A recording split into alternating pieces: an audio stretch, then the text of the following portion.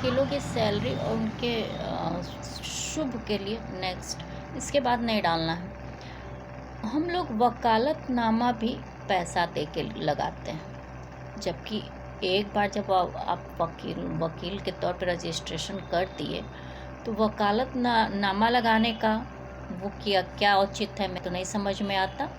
लेकिन हाँ, एक होना चाहिए।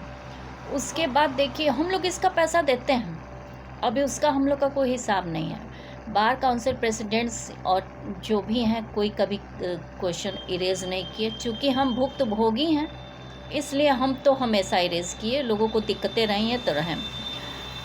और सुप्रीम कोर्ट देखे इसे, हाई कोर्ट के जजेस देखें इसे, अभी तक जिन्होंने कभी ध्यान दिया ही नहीं।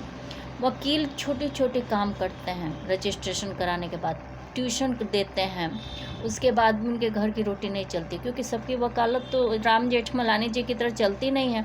और मेरे जैसे लोगों को अगर केस जल्दी मिल जाए तो क्या होता है कि सीनियर्स फपक पड़ते हैं कि अभी 2 महीने आए नहीं, सेल्फ इन कैसे कर रही है।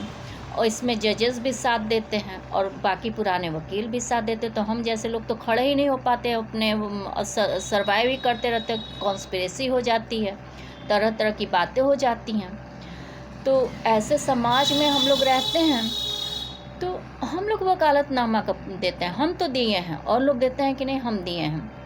अभी हाल ही में 400 में हमें वकालतनामा दे रहा था। हम बोले इसके पहले तुम 2 रुपये का एक पन्ना खरीदते थे, मेरे पास एक है इसका जीरोक्स। हमें सबमिट नहीं करने देते लोग। आर्गुमेंट करने के बाद जब पता चला, एक रिजेक्टेड को हम डाल दिए फाइनल डिग्री के तौर पे, अपील करके एक केस जीत गए, तो वो रिजेक्ट भी नहीं करते हैं, डर कि इस पर केस जीत जाएगी तो इसके केसेस के नंबर बढ़ते रहेंगे, तो नहीं होने दिए। नॉमिनल एक ही जीता हुआ केस है, नोट डाउन केस है। अब देखिए, अब वो भी बहुत अच्छा केस है,